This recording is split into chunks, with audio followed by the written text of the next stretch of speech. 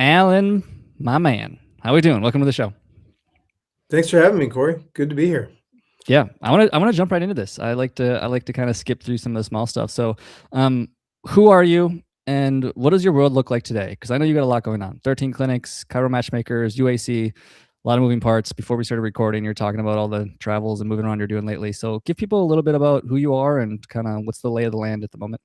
Yeah, first and foremost, I'm a husband and a dad, and those are the as time's gone on, that I think I've been fortunate just to appreciate my blessings to be those two things. So that's my top priority. We have three kids. My son's 19, living in Amsterdam, working to be a professional dancer, and then I've got a 17-year-old daughter and a 15-year-old daughter. My wife owns a ballet studio in New Mexico. So my kids grew up in that world, and they're traveling the world doing it, and that's been a lot of fun. And but behind that, I'm a chiropractor. That's where I first found a purpose in life. I have a finance degree, and I hated life and hated my job. And it was an embarrassing story, but I would get bad migraines. I'd get bad auras, and I was about to get fired from my finance job. It was a logistics job, and I just was at home because I couldn't work, I couldn't drive, and I was watching an Oprah Winfrey show, and she used to do these shows back in the day on purpose, and I remember watching that show and having this epiphany that, I don't know what my purpose is, but I know this life I'm living is not my purpose, and that really set me on a path, and a few years later, I figured out, I think it's to be a chiropractor, and it's been neat to see the alignment and the blessing in my life once I made that decision, how things have lined up. So say I think my purpose is evolving as time goes on, and now I kind of look at that as the hobby of what I get to do. So my days are spent around my family, around working out, but then I oversee a private equity company that primarily does well. Our theme are things that connect people, but most of our holdings and companies and businesses are within chiropractic and things that support the chiropractic ecosystem. So yeah, we have 13 clinics in 4 states, chiropractic clinics and decompression clinics. And I am the chairman of a mastermind group called UAC, which is primarily, a lot of people that have been through coaching and then reached the pinnacle of that group and sort of didn't have a home but appreciated being around other people. That's sort of what UAC is in a quick description. But I think last year the room did about 530 million or something in business. I think the average person in UAC does about 7 million. So that's a fun room because it's different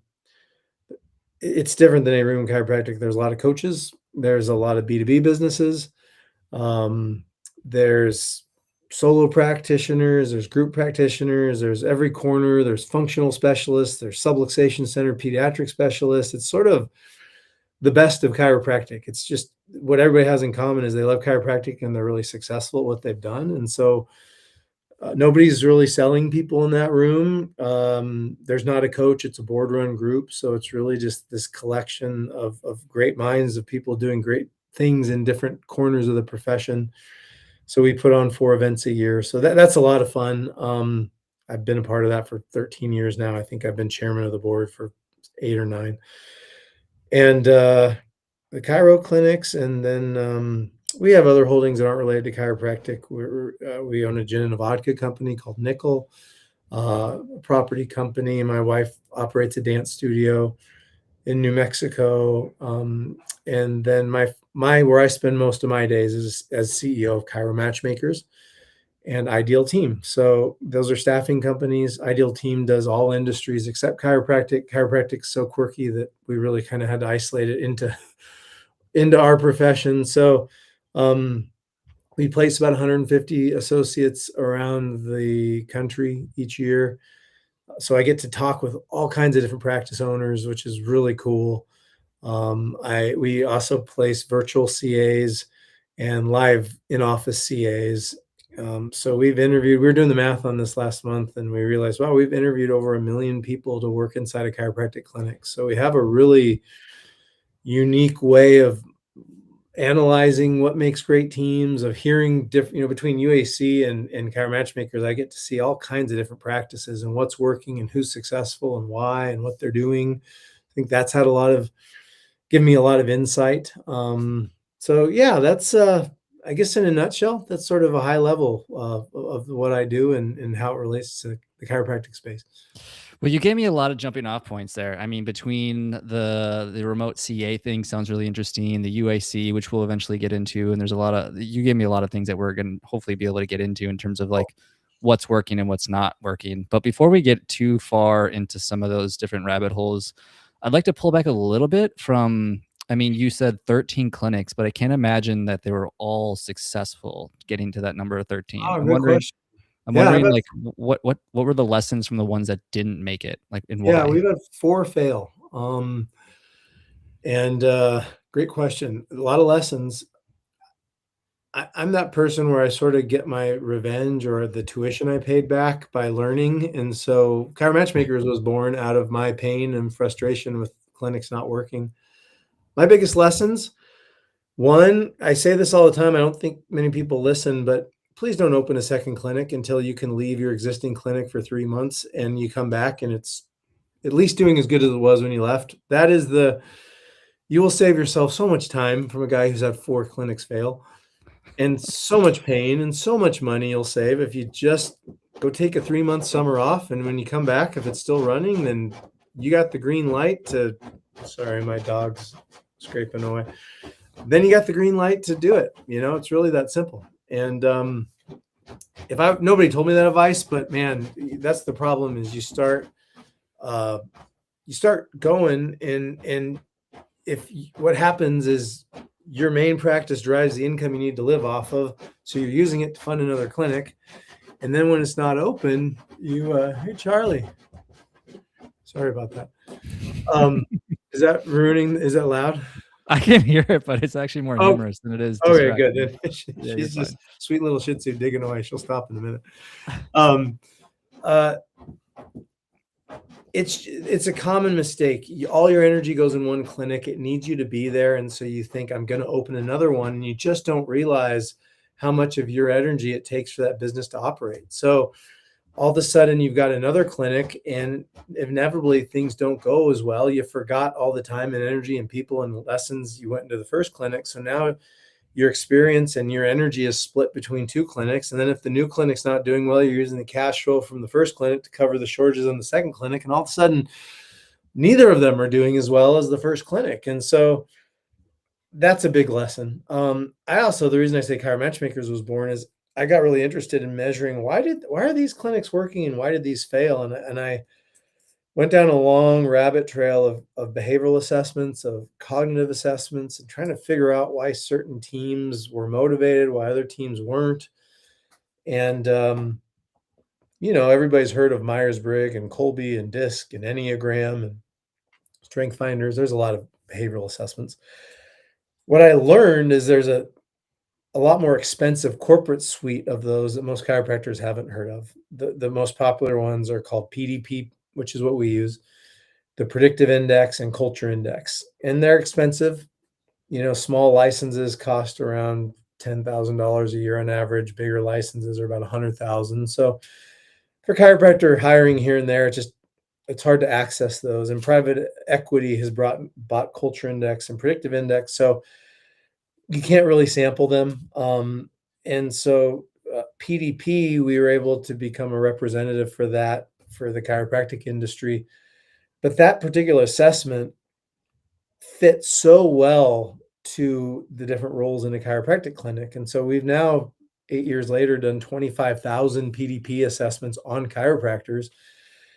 And it's really kind of given us a lens to look at clinics and who they're onboarding and how chiropractors are wired and how chiropractors respond to being compensated. And I think we've done a lot of work that's probably definitely created a better environment for associates. I think hopefully created better relationships for owners where they have. So most of my docs now have been with me anywhere from 10 to 15 years in these clinics, which I really am proud of. I think we've created a good win-win home. I don't think of them as associates, they're partners. and colleagues. And um, so those are two big lessons, is how the behavioral makeup of your teams operate and where we got that wrong and why that led to failures of clinics, and not having systems and people developed enough to operate independent of somebody like me. So the clinics failed. So those are probably to answer your question, the two big takeaways for me in the failures. Yeah, I would assume most people have never even heard of those assessments that you just mentioned. That's actually really interesting. It makes a lot of sense. And I've had a handful of conversations with other doctors about how important that is and understanding who is the right person for each role. And is this a type of doctor that actually is eventually going to start their own business, or do they just like value security and yada, yada, yada? You can go deep down that rabbit hole. But yeah, having something specific to chiropractic, I can see how that could be insanely valuable. It's funny, this actually past weekend, I was with a bunch of friends that we did this thing called like Claude Camp, which basically was just like a bunch of nerds sitting around and talking Yep. about AI tools and stuff. And one of the things I actually gave a presentation on was there's another personality test that takes all the ones you named and basically puts it into one. I think it's called Deep Personality, if anybody wants to look it up. But Cool. it's pretty extensive. It takes like 40 minutes on average to take, Yeah. and it basically you answer a lot of questions, and it gets really deep. And then we actually used that and plugged it into AI and had it like spit out the results. And then also you can use it to do like regular check-ins with it of like, you can set goals and be like, based on my personality type, am I actually moving towards this goal? And it's just got really interesting with some of the AI tools to be able to, I guess, personality type people, not only for like hiring, but even like personally or internally, or even from a marketing standpoint of like, how are you outreaching to people based on personality types? And like the personalization of things has gotten just like so important these days. Like it's Yeah. crazy. It's funny when I think most chiropractors in particular kind of innately figure this out until it goes wrong. And then you realize, crap. But there's a whole world to this. A couple key insights. One, well, first, just make sure that what you're using is EEOC compliant. It's interesting. There are a lot of those I listed. Disc is the famous one. They're considered discriminatory if you don't hire somebody because of it. So you need to Oh, find, really? yeah. And so if somebody, I didn't get that job because they didn't like my assessment, you want to make sure you've got some legs to stand on, that no, this is not discriminatory. So whatever you're using, double check, is this EOC compliant, because you'll save yourself a lot of stress. Now, if it's not, you can use it after you've hired them, but sometimes that might not help you figure out if this person's the right person for the role. The second thing is, yeah, we're all different. And I have a fundamental belief I've seen over the years that the best teams are very diverse teams. Um, Not only diverse in the traditional sense of, I think, different ages, different backgrounds, different life experiences usually make for good teams. I think there's a tendency in all businesses, not just chiropractors, but particularly chiropractors, to hire the same person. A lot of the fundamental weaknesses of clinics is we hire people we like. And so everybody's got the same strengths and everybody has the same weaknesses. And usually that's part of the downfall of a clinic.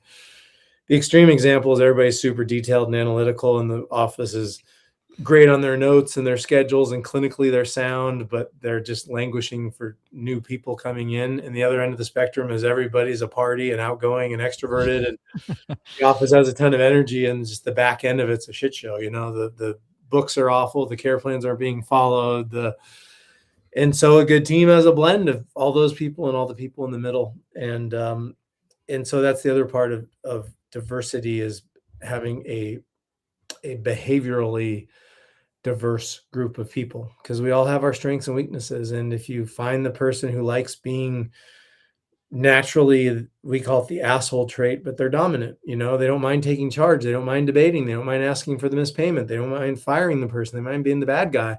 It's good to have that person on the team because they get kind of energized by that stuff, versus the kind of introverted analytical person who's great at building your KPIs and reporting them, or combing through an audit or an EOB, or following up with the details of a clinic. That person, you need that person, because the visionary owner is probably stinking at that and not following through on all the SOPs, and the clinical person. And there are different roles, and the more you can define those. And then the big one, Corey, is that you touched on, is knowing yourself. There's a book I like. somewhere on my bookshelf here called The Big Leap by Gay Hendricks. Yeah, I'm familiar. Yeah, and I relate this to a tool that's not EOC compliant, but it's one of my favorites. It's called Strength Finders. I love it. It's so we don't use that until after somebody's hired, but the concept's brilliant. There's 40 strengths or something, but your top 5 is your genius. And that's your God-given strengths and talents in what they don't connect. Strength Finders in that book Make the Leap, but I think they're totally connected. And he talks about these zones you work in, and he says the top zone he calls the zone of genius. And I think that using Strength Finders is a way to map out what your zone of genius is. And so probably 5 or 6 years ago, I really took that to heart and decided I want to build a life built around knowing myself. And so what are, the zone of genius, what are my top 5 strengths? How do I make my days look like that? And that really, I can tell you my life today and my days is a reflection of that. It's very much my strengths are in the realm of strategic, um, ideation, what they call maximizer. I'm really good at working with good people but I'm not good at developing people as they're learning a skill set. Positivity, vision. I'm good at seeing strategically where things are going, and if something's going to make sense. So that's what I get to do with our businesses. Is I like the EOS model. If you're familiar with the book Traction, Oh yeah. entrepreneurial operating system. So I have management leadership teams in each business, and we have those scoreboards and KPIs. It enables me to come on and contribute once a week to meetings, to look at the dashboards and hear the issues in the business and look at the metrics, and I can give value based on my strengths. I'm energized by spending my time that way, and I've got very competent, really high level A people that are executing on those businesses, operating themselves with really clear constructs and KPIs. And so I'm not in 15 businesses with 15 hats. I'm just really in an advisory role in those businesses, except for Chiro Matchmakers, where I wear the CEO hat, and that is my full-time job. So that's on high level. When you start to really understand behavior, it sets up how you set up your teams, how you set up yourself in your days, how you spend your time, who you hire for what roles you have, I really don't think you can motivate people. I've just tried, and we've all get that buzz for a day or two, but when people are doing the work that they love doing and they're wired to do, and that's when people do great things. And if you can really build your teams around that concept, you don't have to motivate people anymore. You get really good people and really clear objectives, and they're made for that job. That's where neat things happen. Yeah, there's another one that you got me thinking about as well, is the working geniuses, which I'm sure you're familiar with. But yeah, I've done so many of them, and I can definitely tell you, strengths in my category is like, if you were talking working geniuses, it would be wonder and tenacity. Basically, like I'm a thinker, I guess you could say, and also disgustingly consistent in the sense of like Right? I will grind all day long, nonstop, and be totally okay continuing to do that. But also, of course, like to your point, is that has a weakness. Is like maybe I'm grinding on the completely wrong thing, and I need somebody to pull me out of that. And if you don't have a good team, you could just be grinding away for a long time and not actually working on the correct thing. But Yeah. Are um, it's just a quick read. You're, you're probably the person on a team who, like I always think of an airplane. There's probably somebody who has this vision for a plane, but then there's the engineer who spends the next 5 years building every system to make sure that plane. In PDP talk, we use the word stenacious. We combine the word steadfast and tenacious. Tenacity is the word. Um, And so some of tenacity, they're great COOs, and most people miss. I actually won't move on a business until I have a really great COO who's got that tenacity trait, because you just need somebody who loves systems, who can go deep for 5 days on systems and then just keep refining them and measuring people. And that's a weakness of mine. I love to see the data on the end of that, but that is really, it's a superpower in my opinion. And I love working with engineers. A lot of engineers have brains that are wired that way. mhm. And that's back to the Chiro clinic side of it. That gets missed. Like a lot of times owners are trying to build these multi-clinic sites, and they're missing that that integrator, to use another term, that really understands the systems and what we're trying to measure and can go in and look at where the systems are getting skipped, assuming there are systems that are clear before you open that new office, which is the whole advice for being able to leave for 3 months as a litmus test that you have the systems in place.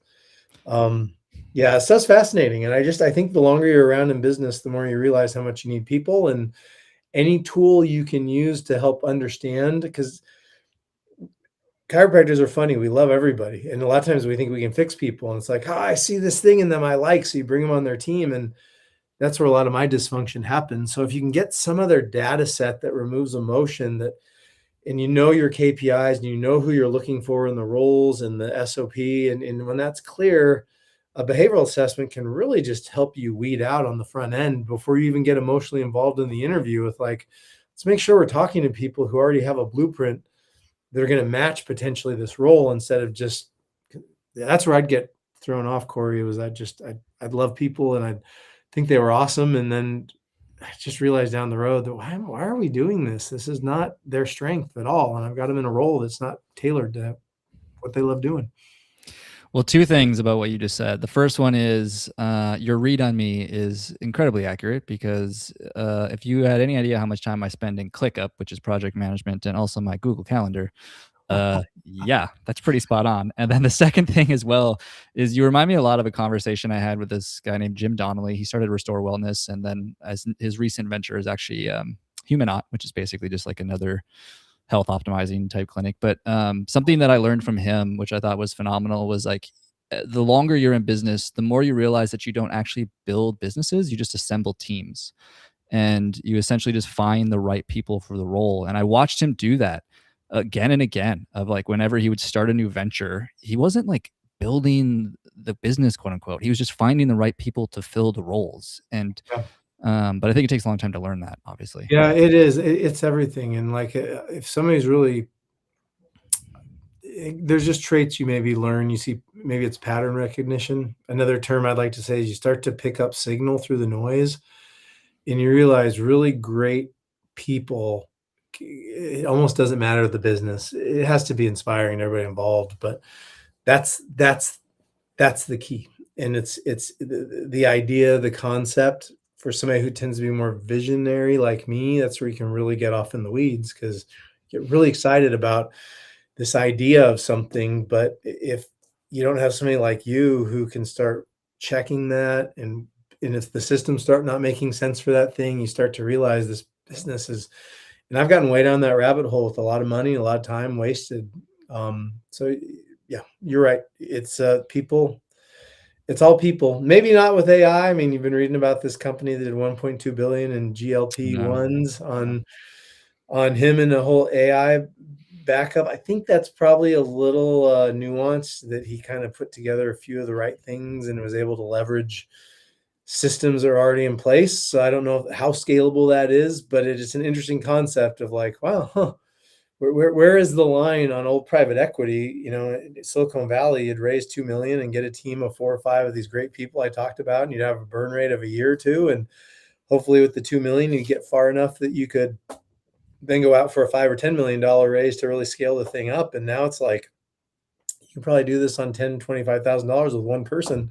Yep. So it's going to be fun to see where this stuff goes. Yeah, I think the biggest thing you're going to see, literally this last weekend, what I was just telling you about, was like it was like a room of 10 operators, all people that are pretty deep in this AI world. And one of them in particular, I won't say any names or anything, but yeah, he's partnered with a private equity company, and his main role is basically finding ways to implement AI to basically just reduce, or excuse me, increase margins and reduce spend in these businesses. And so really what you're going to see is, specifically in private equity, is just a lot bigger margins. Is like you're going to be able to cut out, I mean, it's kind of sad, because like it's like you're almost like the Grim Reaper coming in, being like, "Yo, none of these people need to even be here, because all of this can be automated now," which is like super sad. But also too, it's like it's kind of the reality, Yeah, unfortunately. Like, I'm interested, Corey. I'll give a little counterpoint on that. So we place a lot of virtual assistants and executive assistants in businesses, and it's interesting how the demand for that's higher than ever. and almost a little counterintuitive to what we're being told with AI. And there's a guy in chiropractic, I won't name his name, but he has an AI company, who I really respect. And he was a practitioner first. And it was interesting hearing him say, yeah, that integrator role. He's like, almost all the clinics that hire us and don't successfully onboard, they're missing that person.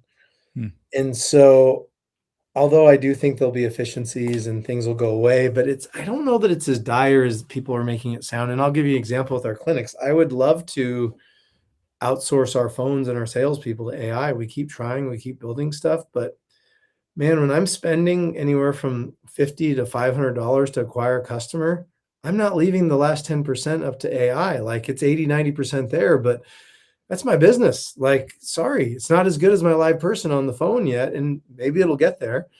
So then we end up deploying it on a dumbed down version, which is, well, where it's really good is out of go high level, the text responder. That's their AI text responder. We're getting 60, 70% of people scheduled off of that without having to have a conversation. So it's like, but now I still have to have the person that sets up the responder. And then like Claude is an example of a lot of chiropractors are trying to figure this out. Like, well, how do I have to spend my 24 hours grinding out Claude to build all these bots? Is that a lot of noise, or is there signal in that? What tasks can I deploy them on? Is that really worth it? So often people are quick to um, automate before they've really proven out just manually. Does this even work? Like, do you have something here and it's blinky, shiny, and sexy, and it sounds cool? I just went hardcore for 48 hours and I built all these. I think there's a lot of noise there. And so it's where it's interesting on our side is that's where this offshore talent, I think, bridges the gap of true owners that don't have the time or let's just say time, or maybe the mind to learn it, but we know we need to be using it. But do we need to use it? So I need to at least vet it. When you've got some really good EAs on your team, we have a team that's literally like, all right, need you to learn cloud code and then let's try to automate these things and see if it works. Let's see if we can build an AI bot that works over here in this part of the business. Let's see if we can do something that manages EOBs on a business that bills insurance.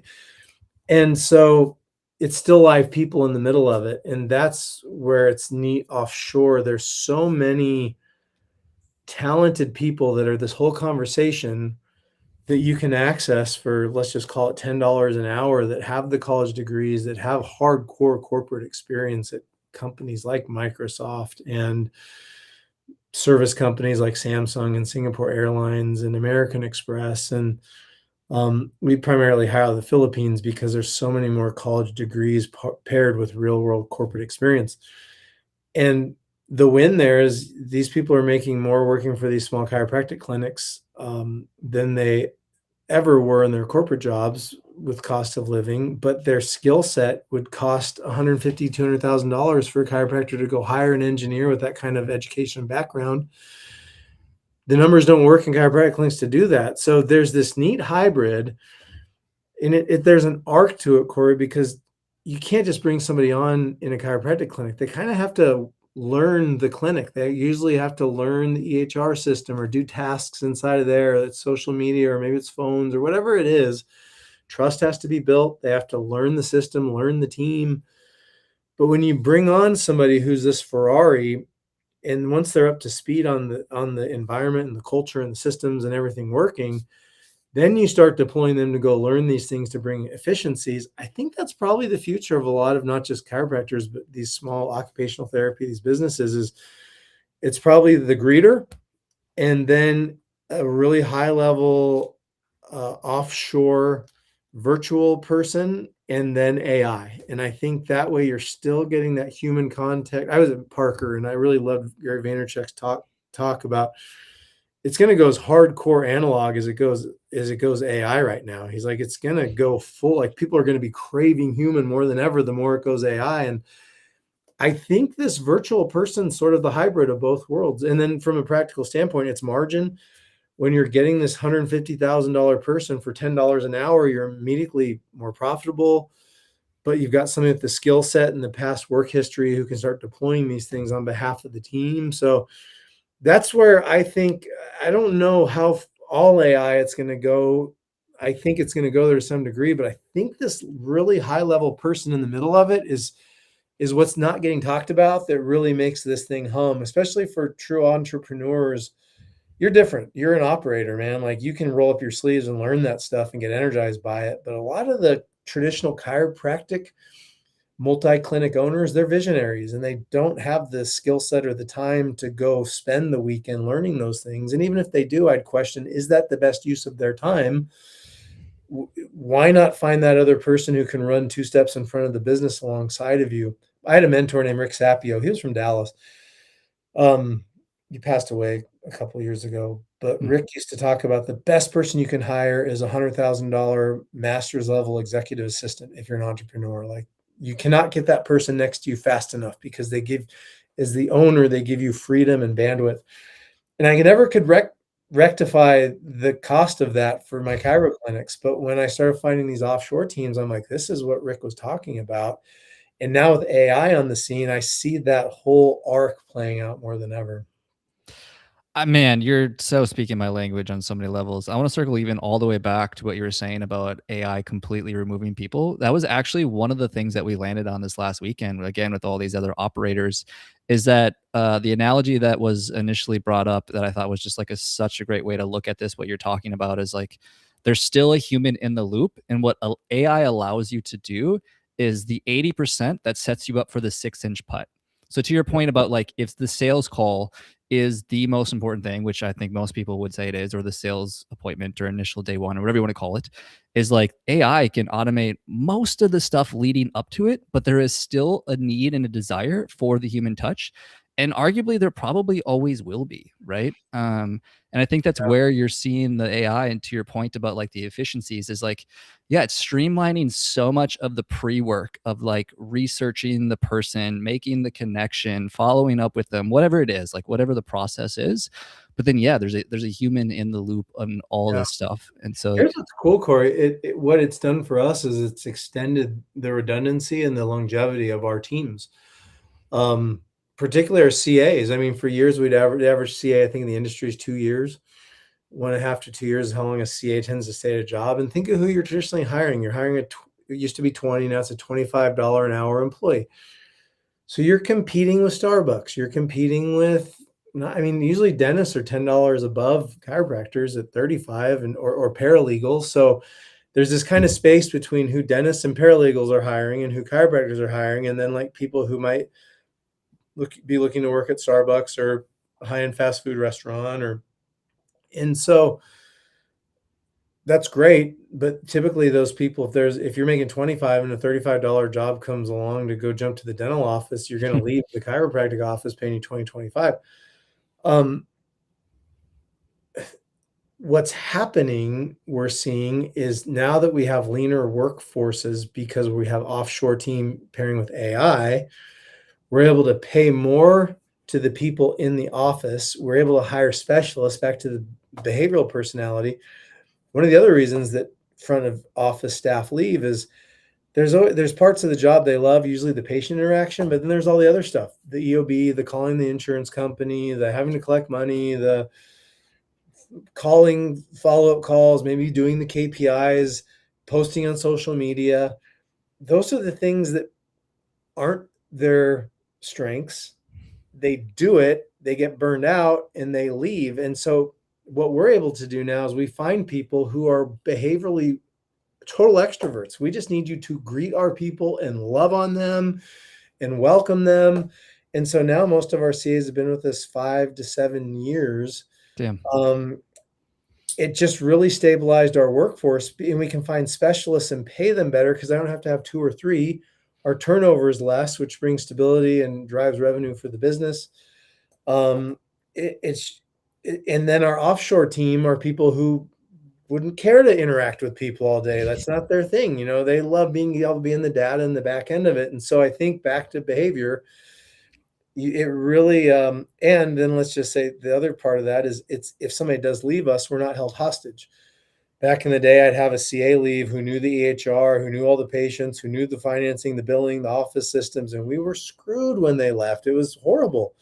So we'd hold on to people longer than we should have, or we'd talk them out of leaving, and that's never a good situation. So now it's a lot easier to replace a VA or a front desk person because their roles are a lot more specific and specialized. They're not doing so much. So it's brought a lot of, it's actually part of how I've been able to scale to 13 clinics. And, we should be at 20 by the end of the year because we have stable systems and procedures. And if somebody's not working, it's so much easier to find somebody who's a better fit for that role in that time in their life. They don't wear so many hats. So the business is a lot more exposed because of AI, because of the offshore talent, because of being able to find A-level people that are in the office giving the experience you just touched on, which is that ever so important human element that probably, at least in healthcare, I don't see going away. Man, I lived it actually when I used to work as an OT. We had a front desk girl that was just exactly what you described. Like, she was incredible at greeting. She was very on top of her stuff. She would do all the insurance verifications and blah, blah, blah, and all the other trash admin stuff that she probably didn't want to do, but she crushed it.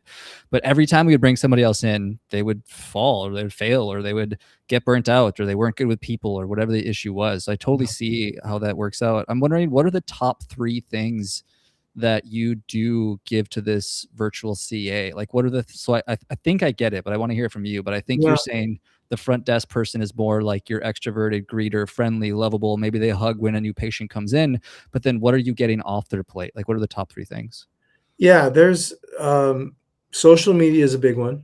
Mm. Editors, posters, content managers, on my page, I mean, I can just shoot a video and they've got the content and it's all set up and the graphics are designed if you look at our Chiromatchmaker Instagram page. So, and clinics do well on that.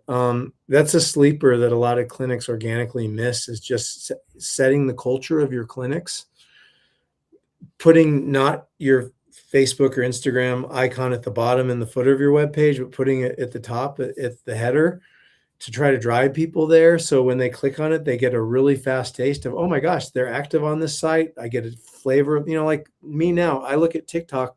I was just in New York City. I'm checking Google and then I'm looking at TikTok to get a picture of the vibe of the restaurant. Well, people want to do that for your clinic. Why are you different? Who are you? What does the doctor look like?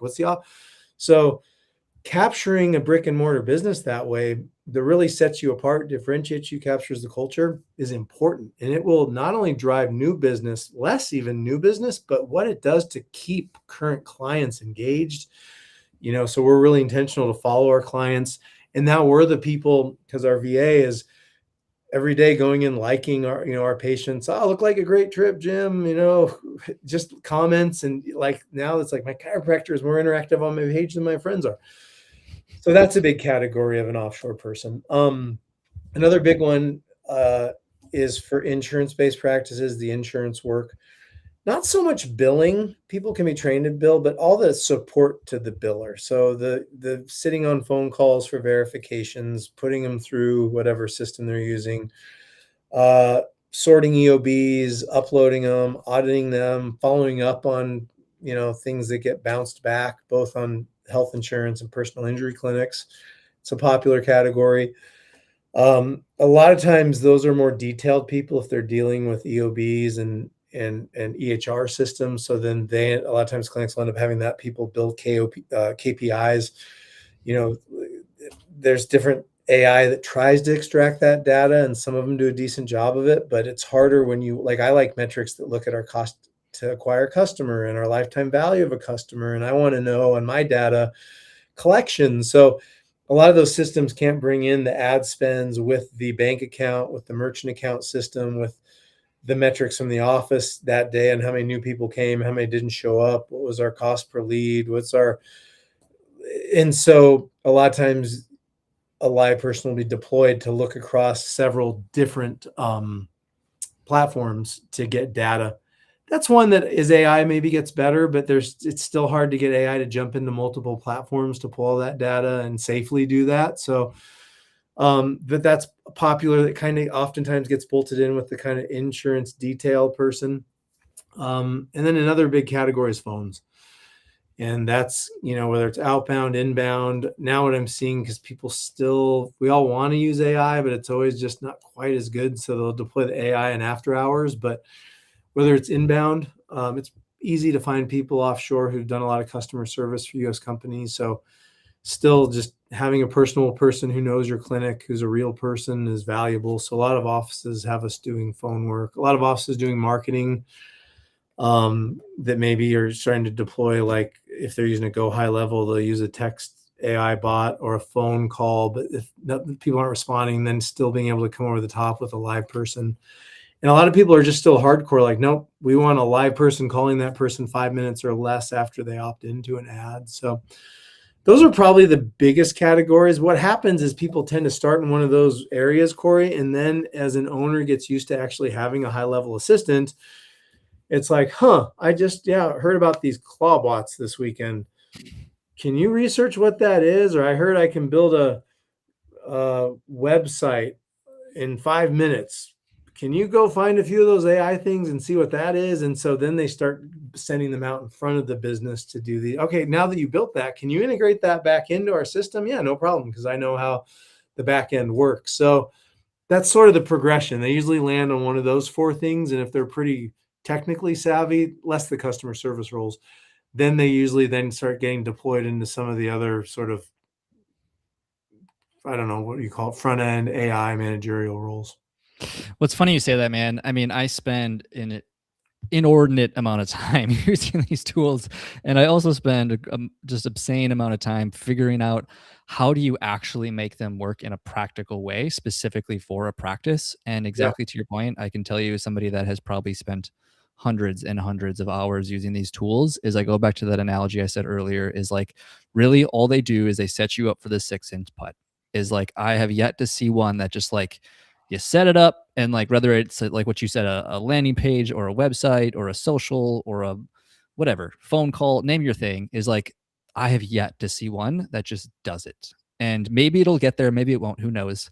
But at this moment, anyone listening, they're just not going to do it all for you. It's just Well, not the reality of it right now. But and a CA is not really the person. They weren't hired to do that. And right. so that's where I just, in my mind, the bifurcation of, you got in office, personable, and then you got the people on the back end helping that. And if you spend 20 of their hours a week learning something and it didn't work out, that's okay, because one thing that didn't work and it didn't detract, again, signal noise. As an owner, you've got to just focus on where are your strengths, because that's what I love about strength finders and your zone of genius. Like, when you do those things, that's when businesses explode. And when everybody in your team's doing those things, that's when businesses really explode. And so yeah, I think a lot of great chiropractors are getting really distracted right now, spending a lot of time on stuff that looks really cool and seems like it's there, but it's hard to find use case. Of all of chiropractic, I think the go high level text, customized text AI, is like the most tangible. That is making us money today, because we respond instantly when they respond to that ad. But it's an intelligent person respond. It sounds like a person, and it's text, so we don't get into the voice thing that gets weird. And it's like, that's one that I'm like, that's working, that's making money now. There's a lot of other cool things I think might have hope, but I can't tell you yet. Like, yeah, we're actually seeing dollars.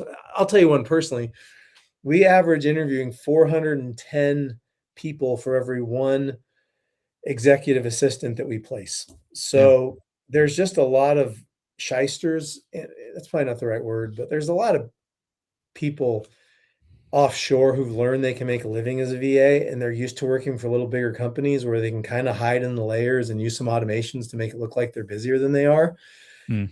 And that doesn't work in a chiropractic clinic. If you hire somebody, you need them doing the work you need them doing. We're not big enough. We're small entrepreneurs. Pretty quick when they're faking it.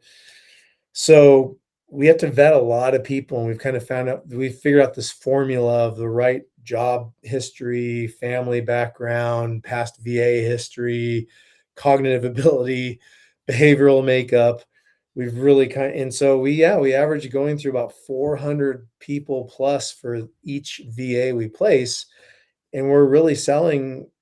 You're getting $150,000, $200,000 level person who's exactly has the background, the education, the work history we agreed on.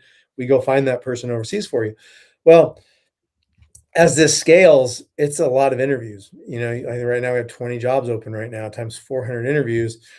So we've been trying to find the right AI to just do the initial pre-screen interview, just to measure, is the accent good enough? Are they competent in English? Just the basics, so we could cut that from 400 to our live team. If we get them down to 100 interviews, that's going to maximize our efficiency. We're getting there. It's still not perfect. And so it's been interesting that's a good example of like a very real world use case, and just the latency, even the hesitancy of candidates overseas. Like, as soon as they hear AI, I think last week's measurement was we average 70% of getting people on the phone when we're calling and it's in person. We're up to 35% now on AI. It's just this kind of built-in skepticism when people hear it's not a real person doing the first round of interviews, that they're not engaged. So that's all. I don't know how many hundreds of hours my team has spent on building that, testing it, and we deploy it. And then it sounds great on paper, but it's just still not the same 70% as our live people. So, anyways, that's just kind of the world I think all small business owners are in, that if you're not careful, you're going to spend a lot of time and energy and money that's pulling you away from the things that actually make your business great and make you money and help you serve people. Man, I would love to nerd out with you on problem solving through exactly what you're talking about right now, but I don't think it'd be the best use of the listener's time. So I want to shift gears a little bit because, like, Sure, what you're talking about is like, man, I could go back and forth with you for this on a while, but I'd rather talk a little bit more about UAC. So sure. I'd be curious as to, for the listener, what separates the person who makes it to that room and who doesn't, right? Like Yeah. what is it about? Like what's the through line? I mean, you mentioned before of like there's a lot of successful people in there and they have all sorts of different niches and even practices for that matter, but there's got to be a through line, right? Like what is it Yeah. about people that make it there?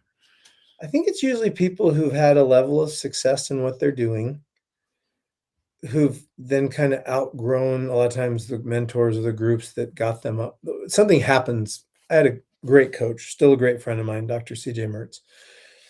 And man, CJ exploded me from 0 to 300, and I just give him all the credit for his systems and his teaching, his mentorship. And then we kind of stayed with him to 500 a week, and this is my first clinic. And he had brought a lot of value, and then we took it up to 1,100 a week. And the wheels really started falling off the system at 750, 800, and it just, it was hard to coach that. And so, I went through the arc of being in that program as the not knowing anything, and then as some bigger people moved on, then I became kind of the resident expert for a season, and that was fun to teach other docs. And but then you outgrow that, and it's like, well, is there anybody coaching offices at 1,100 a week? And at that point, you tend to put in your own things, and you're less coachable.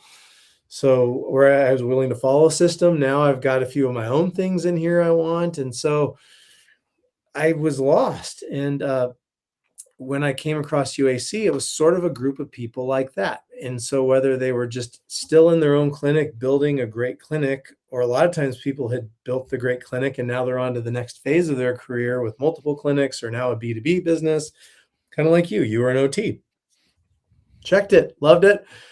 Wow, this marketing thing's a lot more interesting to me. And now you're off there.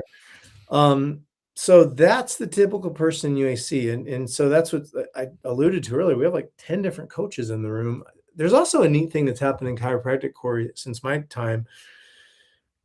Things aren't so siloed anymore. It's pretty well accepted that people like have a couple different coaches or they're in a couple different groups. Like there was a time where it was like you were in this group, and now it's just, and so UAC, like lots of people in UAC have their own programs or they're in other programs. It's not coaching, people looking for coaching. There's some amazing coaching programs out there. This is a group of people that are looking to be inspired. They're looking for best practices. We call it the genius in the room. Although we have a couple speakers at our events, it's really based around, most of the events built around getting just everybody together to talk and share and interact. And the millions and millions and millions of dollars I've generated personally from UAC have come from the one-off conversation in the morning, getting coffee, and we get to talking about the AI thing that they were using, or how they sold their business and what went wrong with it, or just people in that room who've done things. And And I think not I think not having a figurehead is really the big thing in that room. It really is a board run group. And that way, it's not those groups always tend to become about the person running it. And that is maybe a secret. So yeah, you have to do over $1 million annually to qualify. Um, and then be the kind of person who wants to show up and give and not just take. Like there's always a couple people who come through UAC for a year that are trying to sell the room, and the room's smart. It smells it. Like the person who comes in the room and is just there to like be part of it and give, they're the ones who then 2 years later have all the business in the room. The people who show up just trying to sell the room don't really don't really fit. We specifically don't have like vendor booths there. We have success partners that literally come in like members, and they go to the dinners and they hang out with everybody. And most of our success partners have been there 4 or 5 years because they just kind of got to know the group. And as somebody needed a laser, they had Mark's trust. As somebody needed a financial advisor, you know, they had our financial advisor's trust. And so it's a unique space. And then we do a good job bringing in great speakers, but more importantly, we put ourselves in good environments. Also, I think we're really big on spouses and families. Some of these groups become like a go away from your spouse for the weekend kind of thing. And this is the opposite. We're like, bring your spouse. We have accountability groups that you don't have to be in, but most people are. And so the spouses have accountability groups. A lot of our kids now have come in. We're that weird group of, most of us are entrepreneurs. Um, a lot of people are faith driven in the room, although not everybody. Everybody loves the wellness lifestyle. So our kids have all grown up. They're usually the weird kid in school. So then you get them in a group of other kids who've grown up in that environment. So yeah, it's UAC has been probably, of all my businesses, it's the most fun. And it's just the access to people that are doing cutting edge things, the inside information to what's working in the profession. Really that's a fun room. I think it's uacchiro.com is the website, and Instagram, it's I think UAC Ultimate Achiever Club. It really is a club. It's not a mastermind. It's a club, and it's curated that way.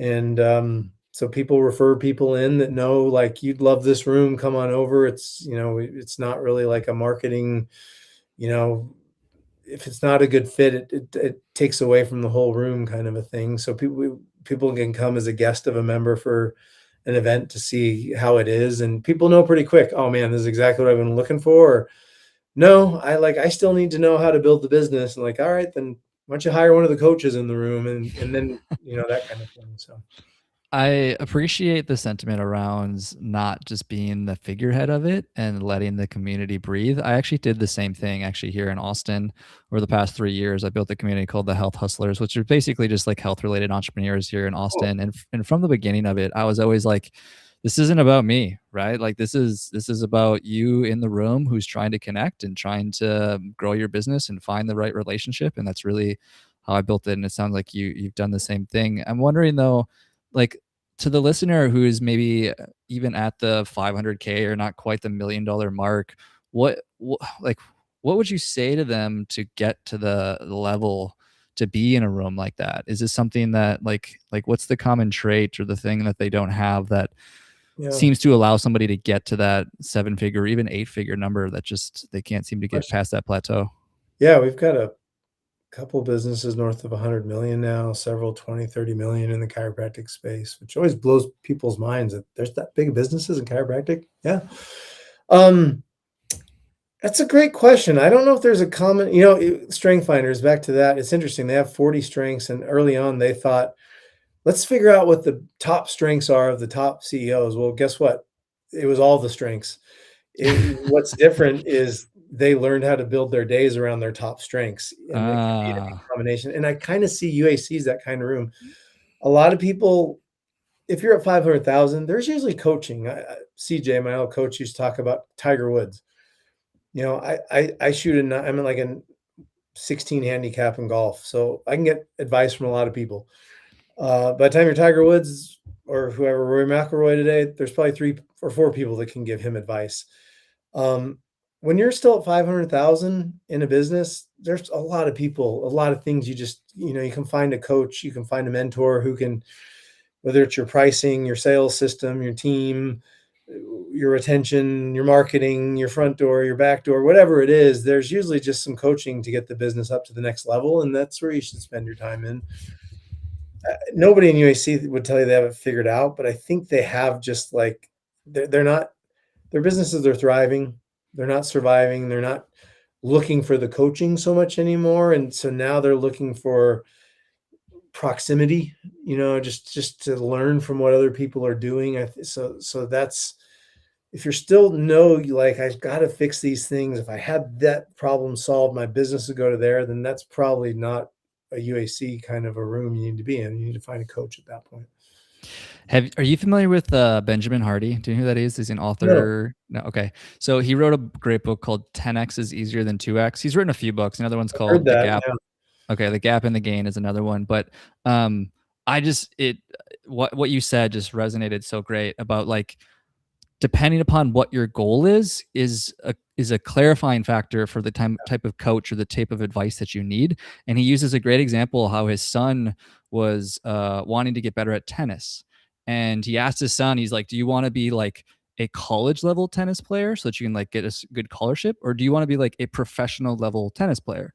Because the answer to what kind of coach you need for those is very different, right? Like if you want to be a professional tennis player, there are maybe 10, we'll say, people in the world that you would want to hire to get to that level and degree. But it's the same thing for business, right? And that's the analogy that he was using of like depending upon where you want to go is like it's such a great clarifying thing. And like that's why the book 10x is easier than 2x, is because it clarifies it so much, is that instead of like having 100 coaches to select from, you have 10 coaches to select from, Yeah. which all of a sudden like makes the decision actually easier because you don't have so many choices all of a sudden. One of um, my I should give credit to my co-chair at UAC is Stephen Franson, who's oh yeah, also one of my best TRP. friends.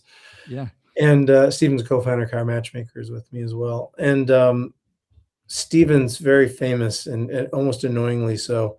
I love him for this. Even in our leadership meetings, like he's so good at always stopping, saying, "Time out. What are we trying to achieve? Like, what's the objective here before we have this conversation?" And man, every single time, it's funny how that's such a reset is you're all of a sudden running down some lane and just to stop and say, to your point, like, well, what's my objective here? Like, what am I trying to accomplish? Really just instantly reframes where you go, who you hire, who you work with, who you engage with, what you're trying to do. That clarity is important. And it's a good lesson I've learned from Stephen to ask frequently, like, what are we trying to accomplish with this, whatever it is? Yeah. So as we kind of begin to land this plane here, I do have one question I wanted to ask you about because it's so personally related to just me and my personal interests. So I apologize for the listener for 4 seconds, but you said that the number one patient source is an email list. That's kind of unusual. Like, what does that strategy even look like, and how did you build that list? Is Yeah, that I'm referring to Chiro Matchmakers there. It's decent for our chiro clinics. It's been really impressive in the B2B space. And I'll give full credit to another great genius I get to work with was Dr. Jeff Langmaid, the evidence-based chiropractor. I've known Jeff. I met him at UAC probably 8 years ago. It's just there's just all these geniuses in that room. And if you know Jeff at all, he's just this silent, not silent, but just this kind of genius that's not out there in front of the profession. I think his podcast is one of the top listened to podcasts in the profession, which I never would have guessed that, evidence-based chiropractor. Mhm. Um, and he has a business we use in our chiro clinics that I'm totally blanking on the name of it. I think it's the Smart Chiropractor is what it falls under, but they send emails out. But I've watched Jeff hone that skill at Chiro Matchmakers, and we go to a handful of events every year. We love speaking. I get to speak at Jay Greenstein's event next weekend on AI in DC. And so we have booths, we speak. The opportunity to come on your podcast, Corey, thank you. We have referral partners that, just a lot of coaches and podcast people when they learn about our VCA program that we partner with, and they've been kind to help us. And we do meta advertising and Google optimization. So we have a lot of lines in the water, but of all of them, consistently for 6 years now. It's our freaking email list that gets the best results. And we beat that thing up ad nauseum. And it's just shocking to me how when we come together quarterly, it's always like the email list is up there is where most of our people come from, more than referrals. And it just always feels so old school to me, but it's really given a new lens on any business I go into to make sure, are we capturing emails right out of the gate? Because people respond. And I think like me, hopefully, they probably ignore most of them until, and hiring's a funny thing specific until it's like, crap, what's that VA thing? Maybe that's interesting. They hear a clip it here, a snippet here, and maybe we give them something away on our website. Or somebody just quit. You don't think about people like us until it's time to hire. And then it's like, all right, do I want to do this myself and save a buck, or do I want to just pay some experts to come in and do it for me? And I think just because we show up on the email a lot, we pick up a lot of business on that. And so anyways, that's the, I never would have guessed it, but it's really been tried and true for us. I mean, when you look at the data, it makes sense. As like most people wouldn't know this, but like as me, as someone who's a marketer, is that it's the one platform that everybody has and almost everybody checks, right? Like when you think about Instagram or Facebook or TikTok or whatever, not everybody has those. Not everybody's engaging in those. Some of them people have them, some people don't. But it also feels like a place where like I want to kind of play maybe if I'm TikTok, or like I want to find a recipe if I'm on Instagram or whatever. But email is just like this weird psychology piece of it where it's like, like you're a little bit more engaged with it. You always want to keep it nice and clean, so you're always archiving things, and everybody has one. My grandma has one. Like everyone has one, and so it's like it's just it's a great connection. Like it is. I think you're right. I remember years ago, it always made sense to me was being told like it's the one asset you have control over. Like, they can change your meta algorithm, any of those they can change, they can shut you down, but your email list is an asset. And so I always thought of it that way, and it's proven out watching Jeff do what he does. And Jeff's our CMO at Chiromatchmakers is maybe the caveat I didn't spell out there. So it's been neat to watch him work it. And yeah, it's an asset that just continues to grow and continues to pay back. And it's whatever it costs for that email list to be housed, wherever he houses it, it's nominal for the return on it back. So It's always my first piece of advice for the young entrepreneurs. Like, for example, my fiance is not. She's been in practice for a while. She's a very skilled entrepreneur, and I would say in her. But she was. We've been making a lot of sourdough bread lately, and so we keep getting these like requests of people of like, oh, like I want to pay it, or like how do I get more? How do I know like when a new loaf was? And I told her the other day, I was like, start putting together a list. Like literally, I meant like an email list. Is because like when the day comes that maybe we do want to sell sourdough or something like that, or put up a booth or whatever, the list is everything. Like having a list that you could blast an email out to is like literally the entire business. especially in a small community, I think local chiropractors miss that part. Like when you've been at it, so I sold my first practice for 1.2 million in like 2015. And my wife a month later said that was the dumbest thing we ever did. I was like, what are you talking about? Like, we finally got a big check. That was great. And she's like, yeah, but that was like $40,000 a month every month. Mm. Then I started opening other clinics, and I forgot how much work I put in to get that business to that point. But one thing I took with me was the email list, and Oh, geez. the value on that list to this day, that's in Albuquerque. There's, that list is 15,000 people that live in Albuquerque. There is leverage on that thing. As a matter of fact, we're just launching right now over some of our clinics a regenerative program with customized blood work and customized supplements and peptides. And guess what we're using? Our email lists, like that we have of all the old patients and all the meta ads we pay for that we get emails that people don't end up coming in. And so I just, yeah, you're right. Especially in a small local community, like just keep from day one that you're not going to regret it. In 5 years passes in the blink of an eye, and all of a sudden you got all these emails for your new thing, your old thing. It's just, that's good advice, Corey. Like, yeah, any new entrepreneur, like from networking event number one, figure out, if I would have in my first 10 years been collecting email addresses from all the people I met, all the BNIs and all the networking groups I went, I would have been a head start. Never even thought about it. Yeah. It was the very first thing I did when I first started that community, the Health Hustlers here in Austin, was like I started collecting and gathering emails. That was literally from day one. And now I have a list of like, I don't know, 20,000 entrepreneurs here in Austin. And it's like, It was one of the most valuable things I You did, can do but almost anything with that, like start an entrepreneurial group. I mean, really, I just and you can't buy those either. There's something too about organically, like over the years, building it from patients that came in, from people you met at networking events. Like that's a lot stronger list just because they I don't think they're as quick to opt out. You're not the big corporation who you bought their thing online once. You're the local business. Like I still follow like my old optometrist and dentist in Albuquerque. I live in Dallas. I gotta opt out of their list. And I don't know if it's ever a benefit to them or me, but yeah, you're right. There's a psychology to that that is slept on these days. well, this has been amazing, man. I mean, my God, we covered so many, and there's so much more we could have covered. But where can people find you? What's your plug? Where can people reach out to Thanks. stay Yeah, connected? if the UAC resonated, then UAC Cairo, there's a I guess you call it application form on there, and you can check that out. Also, you can check out the Instagram page for UAC just to see what the vibe is. And then Cairo Matchmakers, if you're interested in our conversation around hiring somebody offshore, we charge $9.87 an hour. It's a flat rate, and we will find you a level of person you've never gotten to work with before. And that's chiromatchmakers.com. If you need an associate or a live in-office CA, we place those too. So all the info you need is on that website. And yeah, thanks for the opportunity, Corey. It's nice to meet you and spend